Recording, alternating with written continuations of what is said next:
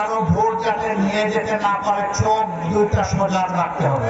ভোটের কেন্দ্রে আমাদেরকে সকাল সকালই যেতে হবে ইনশাআল্লাহ। কোনো ছিঁড় এসে ছু মেরে কারো ভোট যাতে নিয়ে যেতে না পারে চোখ দুইটা সোজা রাখতে হবে।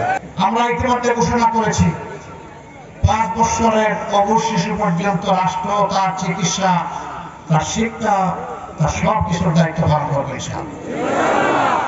যারা জীবনভর রাষ্ট্রকে দিয়ে গেছেন, সমাজকে দিয়ে গেছেন, বয়স হয়ে গেছে 60-65 বছর, তাদের পূর্ণ চিকিৎসার দায়িত্ব রাষ্ট্রকে নিতে হবে। তারা চিকিৎসা পাবেন।